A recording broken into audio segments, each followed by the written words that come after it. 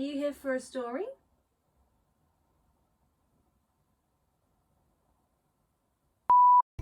Hello everyone and welcome back to Bedtime Stories with Hannah and Gracie.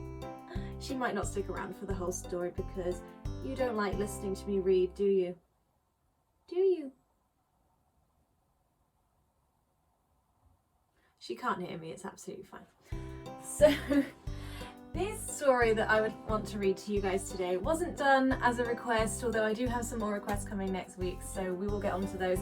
But this one actually was for me because I think family is really important, especially at the moment with everything that's going on. Everyone's obviously a lot closer to their families, and this book that I want to read for you today reminds me of one of my cousins who I don't get to see very often, but last time I did, she asked if we could watch the animated film version of it, so I said absolutely, and I thought it was so good. So today's story is going to be The Snail and the Whale.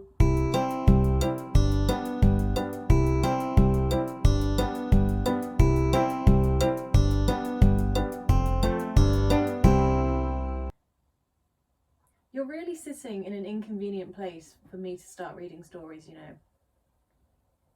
I've got to read sideways. I've got to read like this. You're not going to like it. Oh. So this book is again by the fantastic Julia Donaldson. You guys should absolutely go and buy so many more of her books. I know that I've got more and I will be working my way through all of them. I hope you guys are sitting comfortably. I know that I have got my big comfortable jumper on. So here we go. This is a tale of a tiny snail and a great big grey-blue humpback whale. This is a rock as black as soot, and this is a snail with an itchy foot. The sea snail slithered all over the rock and gazed at the sea and the ships in the dock. And as she gazed, she sniffed and sighed. The sea is deep and the world is wide.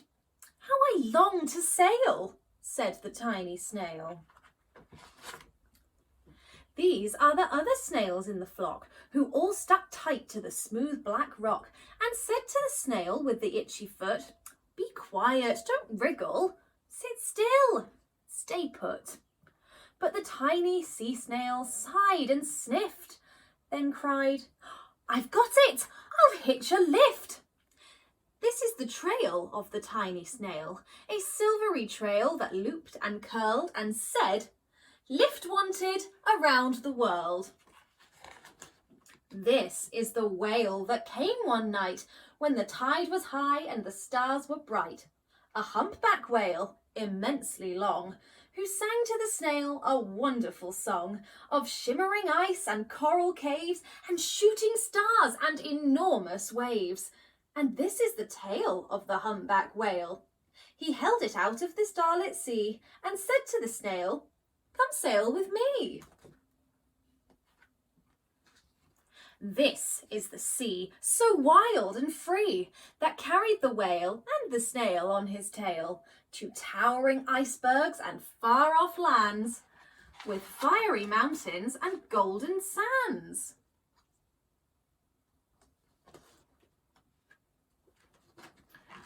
These are the waves that arched and crashed, that foamed and frolicked and sprayed and splashed the tiny snail on the tail of the whale. These are the caves beneath the waves, where stripy fish with feathery fins and sharks with hideous toothy grins swam around the whale and the snail on his tail. This is the sky, so vast and high, sometimes sunny and blue and warm, sometimes filled with a thunderstorm, with zigzag lightning flashing and frightening the tiny snail on the tail of the whale. And she gazed at the sky, the sea and the land, the waves and the caves and the golden sand. She gazed and gazed, amazed by it all. And she said to the whale, "I feel so small." But then came the day the whale lost his way. These are the speedboats running a race, zigging and zooming all over the place, upsetting the whale with their ear-splitting roar, making him swim too close to the shore. This is the tide slipping away. And this is the whale lying beached in a bay.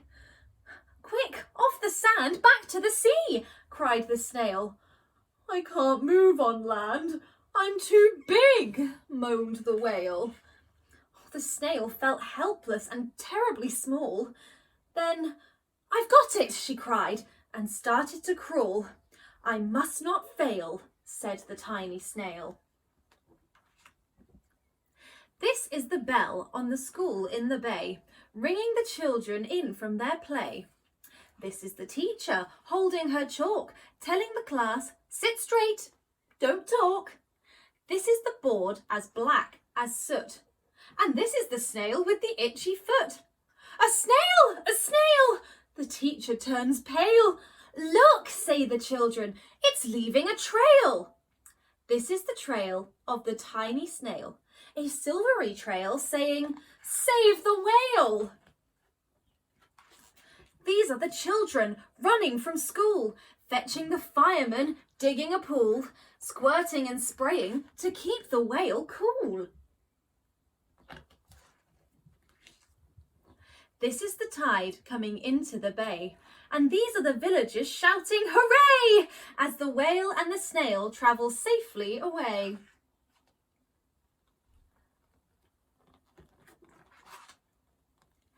Back to the dock and the flock on the rock, who said, how time's flown and haven't you grown?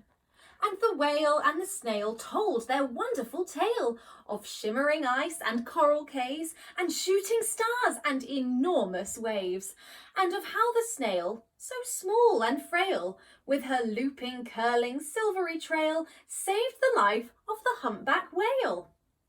Then the humpback whale held out his tail, and on crawled snail after snail after snail. And they sang to the sea as they all set sail on the tail of the grey-blue humpback whale.